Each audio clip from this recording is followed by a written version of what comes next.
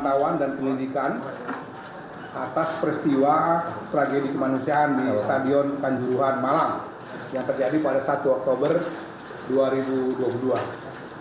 Saya kira sudah banyak media yang menulis, juga ada tim-tim lain, termasuk tim yang dipimpin Pak Menko Polhukam, TGIPF, tim kepolisian maupun juga ada masyarakat sipil ya yang melakukan berbagai investigasi.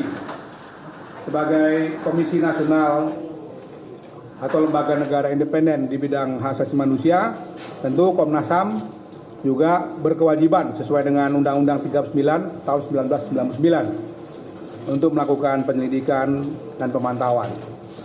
Dalam kesempatan penyelidikan pemantauan ini sebetulnya Komnas HAM sejak awal ya, jadi kita begitu terjadi peristiwa bahwa padahal sebetulnya kita baru pulang dari Papua waktu itu untuk kasus yang lain, maka segera tim Komnas HAM dipimpin Pak Anam dengan berbagai staf datang ke lokasi di Malang untuk memulai pengumpulan fakta-fakta, bukti-bukti dan minta keterangan berbagai pihak.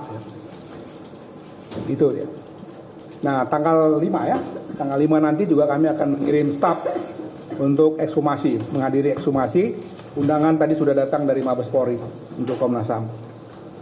Nah, laporan ini secara umum tentu saja kita upayakan sekomprehensif mungkin. Jadi kita coba menginvestigasi, meminta keterangan, cari bukti-bukti yang mungkin sebagiannya sudah pernah juga disebutkan oleh lembaga-lembaga lain.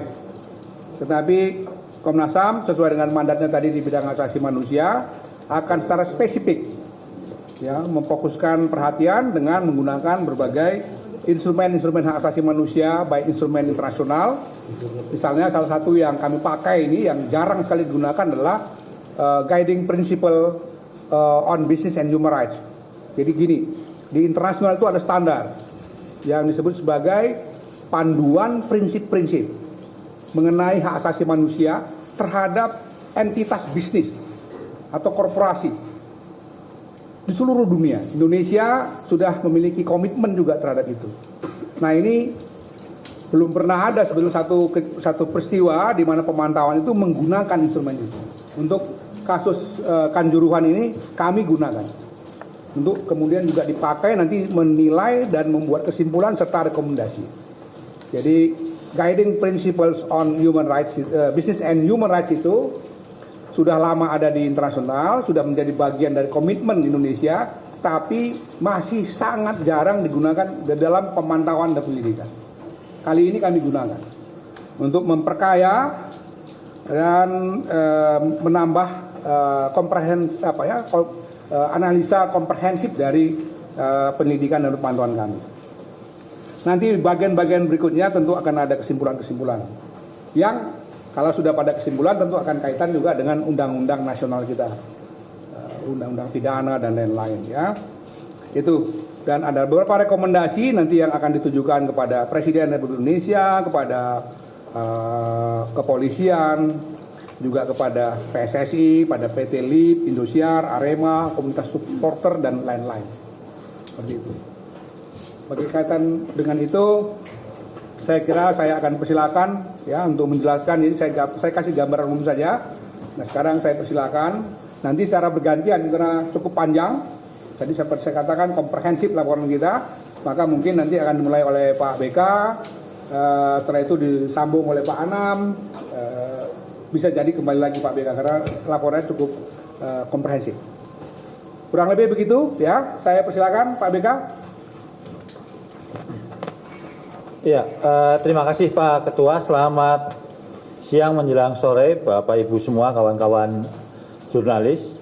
Saya akan membacakan poin-poin penting dari laporan pemantauan penyelidikan tragedi kemanusiaan Stadion Kanjuruhan di Malang 1 Oktober 2022. Jadi saya bacakan, berdasarkan mandat dan kewenangan pasal 89 ayat 3 Undang-Undang nomor 39 tahun 99 tentang hak asasi manusia dan menindaklanjuti peristiwa yang terjadi di Stadion Kanjuruhan, Komnas HAM Republik Indonesia telah melakukan langkah-langkah pemantauan dan penyelidikan sebagai berikut.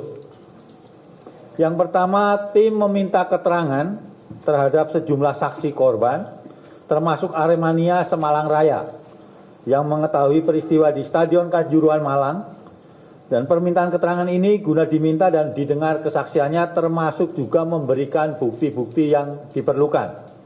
Itu yang pertama. Yang kedua, tim juga melakukan permintaan keterangan kepada para pihak terkait yang pada saat melakukan pemantauan lapangan, antara lain manajemen Arema, pemain Arema, Bupati Malang dan jajarannya, jajaran Dispora, kemudian jajaran Brimob, Zeni Tempur, Polres Malang, manajemen Persebaya, ketua panitia pelaksana dan security officer, beberapa rumah sakit dan BPBD. Komnas HAM RI juga meminta keterangan secara tertulis kepada FIFA, namun hingga laporan ini selesai disusun tidak ada respon dari FIFA. Yang ketiga, tim juga melakukan pemanggilan kepada para pihak untuk memberikan keterangan secara langsung di Komnas HAM RI dan menyerahkan dokumen-dokumen bukti yang diperlukan. Tim melakukan pemanggilan terhadap PSSI, PT Liga Indonesia Baru, Indosiar sebagai broadcaster, Asosiasi Pemain Profesional Indonesia, Paguyuban Supporter Timnas Indonesia, Match Commissioner, dan juga Asop Mabes Polri. Kemudian yang langkah berikutnya, tim membandingkan seluruh temuan faktual dan dokumen-dokumen atau bukti-bukti yang diperoleh untuk melihat persesuaian. Hal ini dikarenakan keterangan diambil dari berbagai pihak, didalami fakta-faktanya sehingga menghasilkan temuan fakta yang berkesesuaian atau tidak berkesesuaian. Jadi mengkomparasikan keterangan para pihak, dokumen yang disampaikan oleh para pihak, dan kemudian kami melihat apakah keterangan tersebut sesuai atau tidak dengan bukti-bukti atau juga antara satu keterangan dengan keterangan yang lain. Yang kelima, kemudian seluruh hasil tersebut kemudian dianalisa, baik faktual maupun hukumnya, menjadi laporan akhir pemantauan dan penyelidikan serta rekomendasi yang akan disampaikan kepada para pihak. Bagian kedua, temuan faktual. Selama proses pemantauan dan penyelidikan terkait peristiwa di Stadion Kanjuruhan Malang, Komnas HAM telah merangkum sejumlah temuan faktual. Nah, temuan faktual tersebut antara lain, yang pertama adalah perencanaan pengamanan atau Renpam. Kapolres Malang meminta kepada Panpel Arema FC untuk mengubah jadwal pertandingan sepak bola BRI Liga 1 tahun 2022 kepada PT Liga terkait rencana pertandingan sepak bola antara Arema FC dan Persebaya. Yang kedua, Direktur Utama PT Liga Indonesia Baru menyampaikan kepada manajemen klub Arema FC yang meminta untuk tetap melaksanakan pertandingan BRI Liga 1 antara Arema dan Persebaya dilaksanakan sesuai dengan jadwal yang telah ditentukan. Karena permintaan perubahan jadwal tidak disetujui oleh PT Liga Indonesia Baru, maka pihak Kapolres Malang meminta tambahan bantuan pengamanan, baik dari Polri maupun TNI yang semula 1.700 personil menjadi 2.034 personil. Ini artinya tambahan dari kepolisian dan TNI. Bahwa dalam upaya persiapan pengamanan Arema Persebaya, pihak kepolisian telah melakukan upaya-upaya yang sudah dilakukan mulai tanggal 20 September 2022 sampai 30 September 2022, artinya 10 hari. Misalnya, secara berturut-turut selama 7 hari, Polres melakukan korve di Stadion Kanjuruhan. Kapolres meminta semua batu dan barang pecah belah kemudian dibersihkan dari arena stadion. Itu juga untuk meminimalisir kalau ada pelemparan-pelemparan apapun hasil pertandingannya ataupun bagaimana situasi yang ada di dalam stadion. Kapolres juga meminta Dalmas untuk latihan segala macam skenario, simulasi-simulasi untuk segala situasi 5 kali berturut-turut, baik di lapangan Polres, di lingkungan stadion Kanjuruhan maupun di dalam stadion. Karena kondisinya hujan deras, sehingga apel pengamanan baru dilaksanakan pukul 15.45 di tribun. Itu yang kita sempat lihat videonya yang viral itu. Kapolres memberikan arahan-arahan itu. Kemudian bahwa pada H-2 sebelum pertandingan Arema versus Persebaya, ini penting, match commissioner hanya melakukan pengecekan kondisi stadion, tidak melakukan pengecekan rencana pengamanan.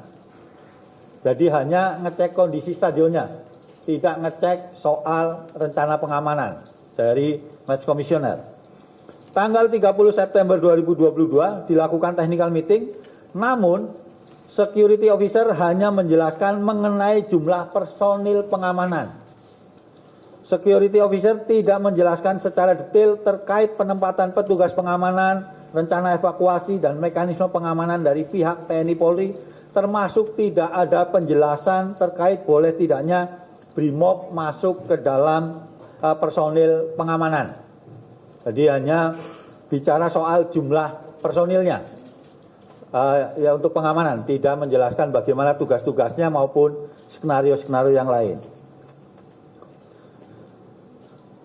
Yang kedua terkait dengan penembakan gas air mata dalam Stadion Kanjuruhan. Bahwa yang melakukan penembakan gas air mata tidak hanya BRIMOB, tapi juga personil Sabara.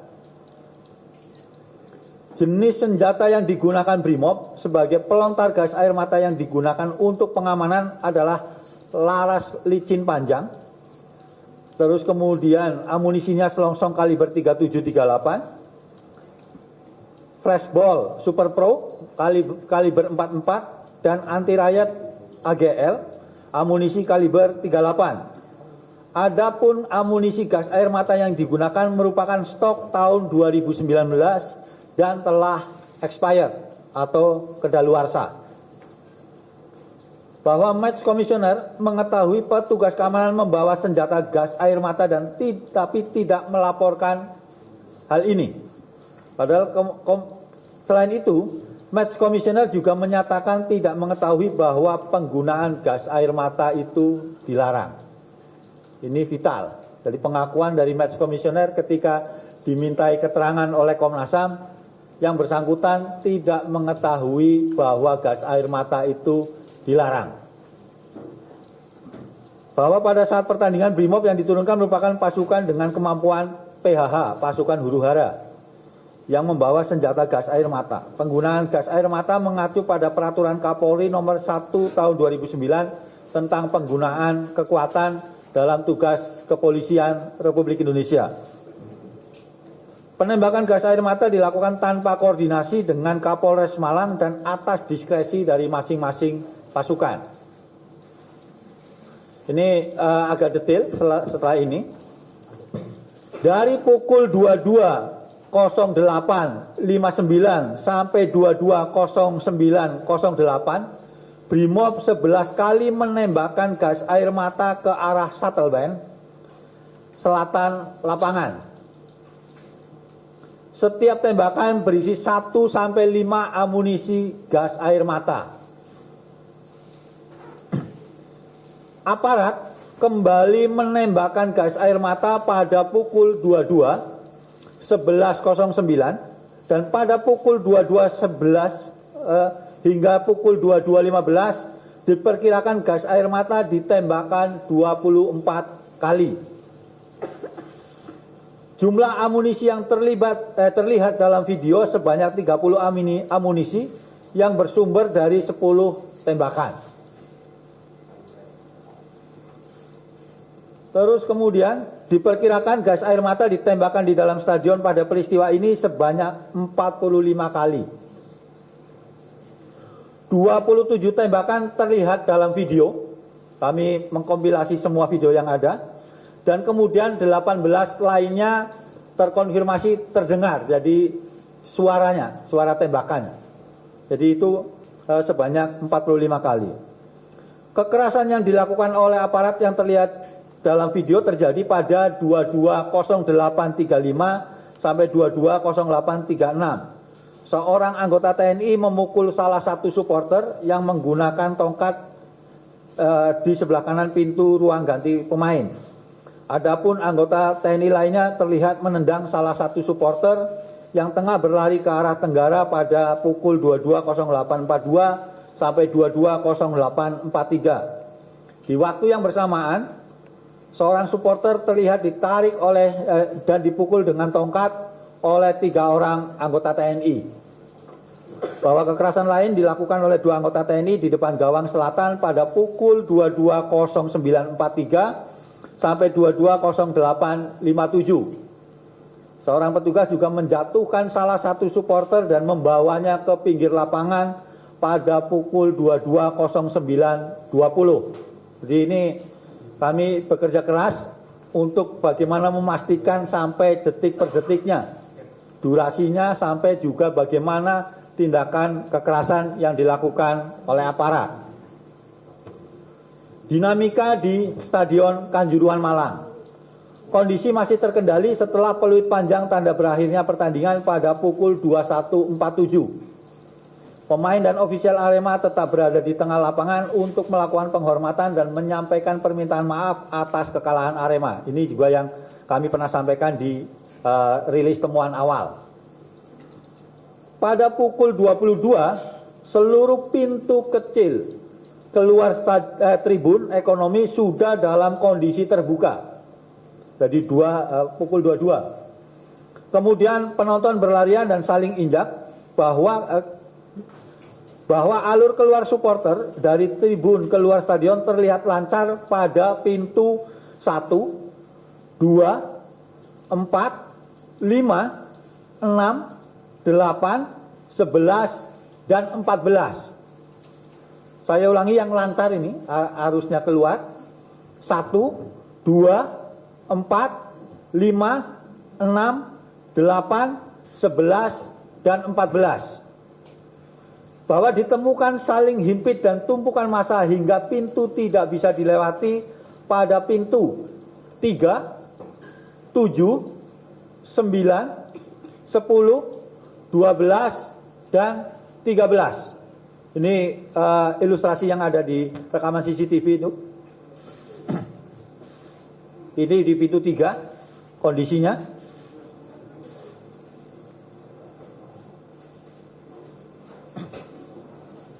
Bahwa pada pukul 22, 10, 20, 22, 12, 21, salah satu anggota BRIMOB dari sisi kiri gawang selatan menembakkan gas air mata ke arah tribun. Salah satu amunisi gas air mata jatuh dan meledak tepat di sebelah kiri pintu 13. Tembakan gas air mata masuk ke tangga pintu 13 sehingga menimbulkan kepanikan dan membuat orang berdesakan untuk keluar lewat pintu 13. Ada salah satu orang yang terjepit di pintu keluar 13 mengakibatkan orang-orang bertahan di pintu keluar 13. Pintu 13. Arif. Videonya. Yang video eksklusif tadi. Nah, namun dorongan dari bagian belakang terus bertambah sehingga menyebabkan kondisi orang bertumpuk secara horizontal, saling tergencet, kesulitan bernapas di pintu 13. Ini yang kami sampaikan pada saat rilis temuan awal video eksklusif.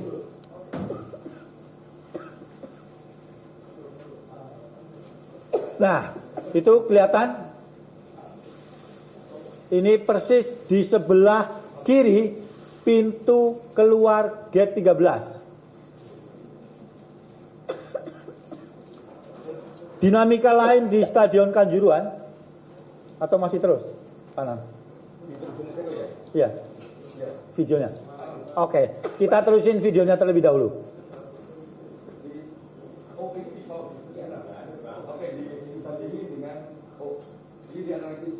faktual. Ya nanti. Oke, saya teruskan lagi terkait dengan dinamika di Stadion Kanjuruhan Malang. Poin terakhirnya adalah kondisi yang dialami pemain dan ofisial Persebaya yang terjadi di luar stadion akibat tindakan yang tidak bertanggung jawab berupa pelemparan batu dan upaya kekerasan, termasuk penghadangan barakuda yang digunakan untuk penyelamatan pemain dan ofisial Persebaya. Ini yang kemudian juga sudah beredar video resmi dari manajemen Persebaya beberapa hari yang lalu terkait apa yang dialami dan upaya yang dilakukan oleh teman-teman Persebaya persis setelah peluit panjang berbunyi masuk ke ruang ganti sampai upaya keluar area stadion. Yang keempat, temuan faktual yang keempat adalah pelanggaran regulasi FIFA dan PSSI dalam perjanjian kerjasama atau PKS antara PSSI dengan Polri. Kami menemukan ada pelanggaran regulasi FIFA dan PSSI dalam perjanjian kerjasama antara PSSI dengan Polri. Yang pertama, yang menginisiasi kerjasama adalah PSSI. Yang kedua, dalam penyusunan perjanjian kerjasama, PSSI tidak menjelaskan aturan-aturan FIFA secara spesifik, termasuk soal larangan penggunaan gas air mata sebagaimana regulasi pasal 19 aturan FIFA tentang Stadium Safety and Security Regulation. Jadi ketika penyusunan PKS, PSSI tidak menjelaskan apa yang dilarang, apa yang boleh. Jadi kayak hanya disandingkan saja, kemudian selesailah begitu. Dalam pembuatan perjanjian kerjasama, PSSI menyerahkan kepada polisi tim mana yang akan diperbantukan dalam mengamankan pertandingan. PSSI dan Polri melibatkan peran Samapta dan Brimob. Jadi dalam perjanjian kerjasama tersebut. Temuan faktual yang kelima, kelayakan Stadion Kanjuruhan untuk pertandingan. Verifikasi Stadion Kanjuruhan dilakukan terakhir pada tanggal 6 Februari 2020. Verifikasi stadion ya, dilakukan oleh PT LIB dengan status Stadion Kanjuruhan tidak memiliki dokumen sertifikat stadion, rencana evakuasi, ground rules, dan surat ketersediaan lapangan. Jadi verifikasi terakhir tahun 2020, hasilnya kemudian Kanjuruhan tidak memiliki dokumen sertifikat stadion, verifikasi rencana evakuasi, ground rules, dan surat ketersediaan lapangan. Kegiatan inspeksi yang dilakukan oleh Match Commissioner terhadap stadion lebih pada aspek ruang medis, ruang konferensi pers, ruang doping, tribun VIP, ruang media, lampu pencahayaan lapangan, kondisi lapangan pertandingan sesuai dengan standar aturan permainan sepak bola atau law of the game, serta sementara untuk pencahayaan, kondisi, pintu, dan sebagainya, khususnya di tribun ekonomi tidak dilakukan karena tidak menjadi komponen dalam form report yang harus dilaporkan Match Commissioner ke PT LIB melalui sistem yang disediakan oleh PT LIB. Jadi ada beberapa hal-hal penting yang luput dilaporkan oleh Match Commissioner karena memang tidak adanya isian, form isian yang disediakan oleh PT LIB. Dinamika jadwal pertandingan Arema FC dan Persebaya.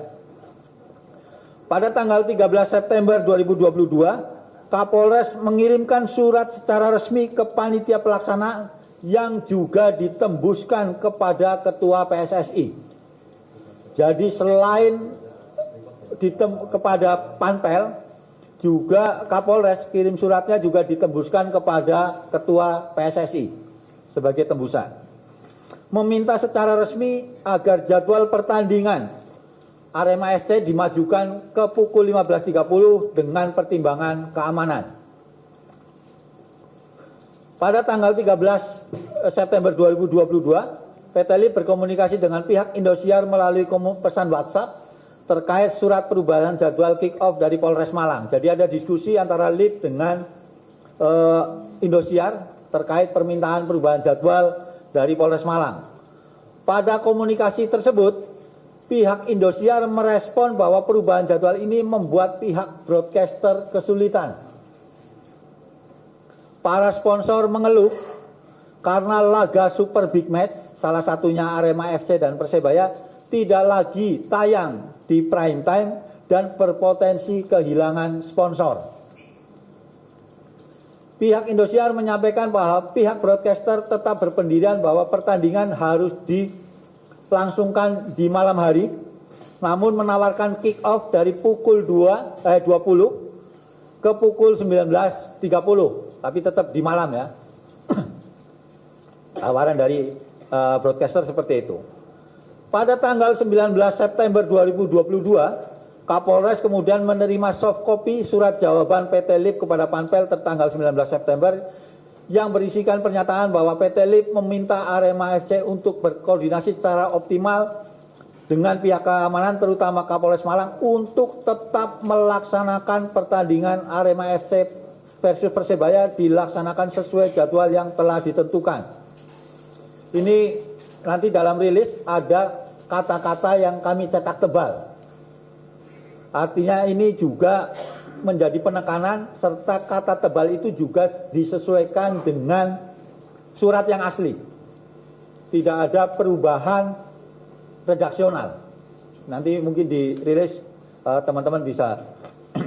Disampaikan bahwa tidak ada titik temu antara PT LIP dengan pihak broadcast sehingga meminta Polres untuk dapat menyelenggarakan pertandingan pada malam hari dengan alasan agar PT LIP dikenai denda oleh pihak broadcast.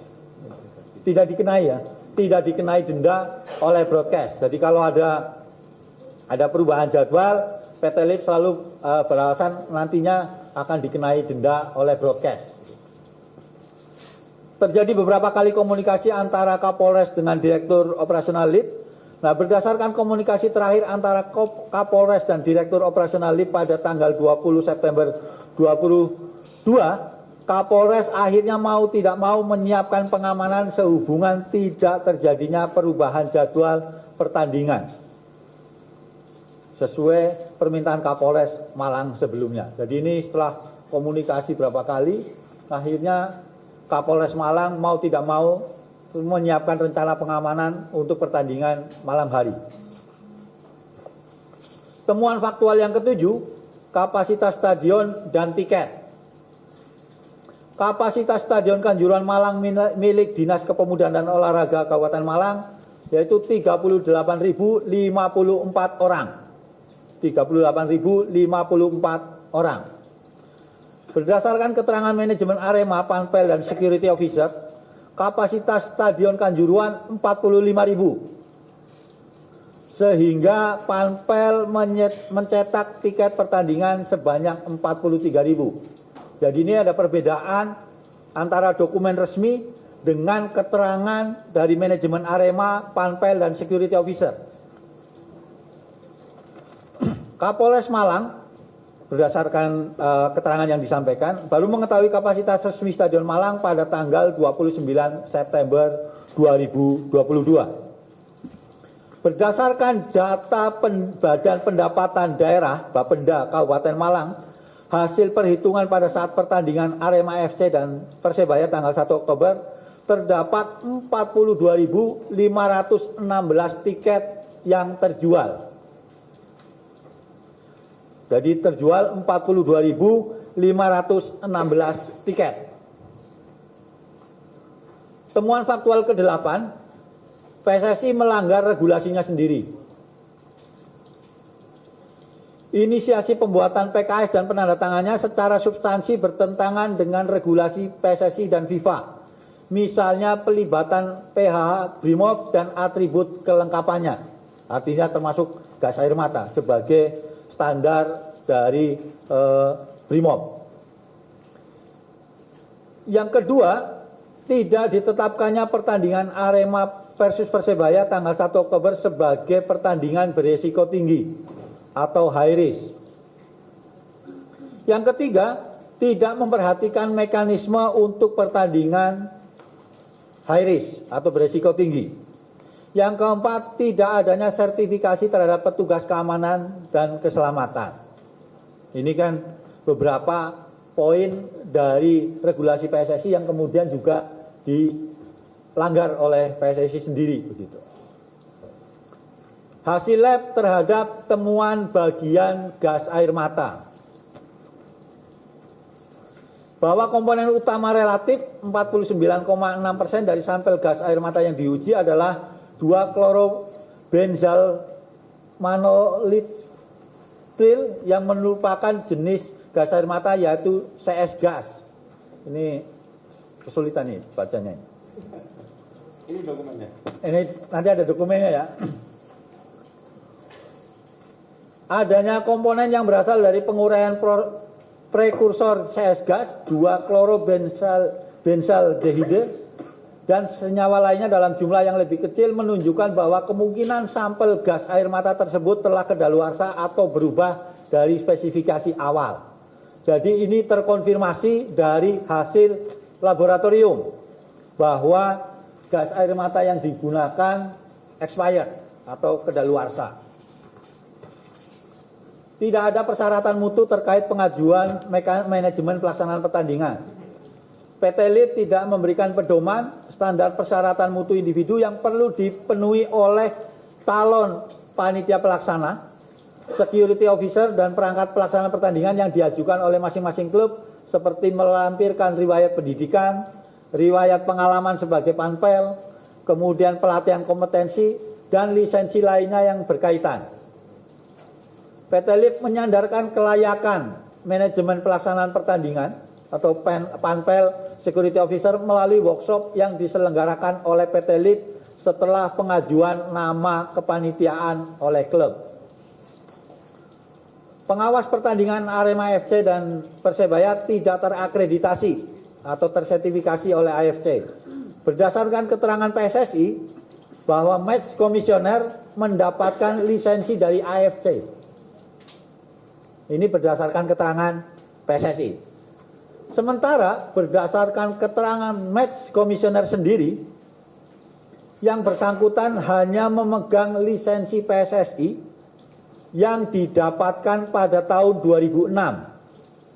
Jadi beda keterangan antara PSSI dengan match komisioner. Karena match komisioner memberi keterangan bahwa yang bersangkutan hanya memegang lisensi PSSI yang didapatkan pada tahun 2006 dan memegang brevet anti doping FIFA. Jadi bukan sertifikasi sebagai match komisioner tapi lebih ke yang anti dopingnya. Namun pada pelaksanaan pertandingan Liga 1 kemudian kemampuan tersebut hanya bersifat suplementari atau tambahan. Lisensi match komisioner tidak ada proses pembaruan dalam jangka waktu tertentu atau masa kedaluarsa yang menunjukkan bahwa seorang pengawas pertandingan secara kompetensi layak menjalankan tugasnya. Temuan faktual yang ke-12, kondisi korban. Ini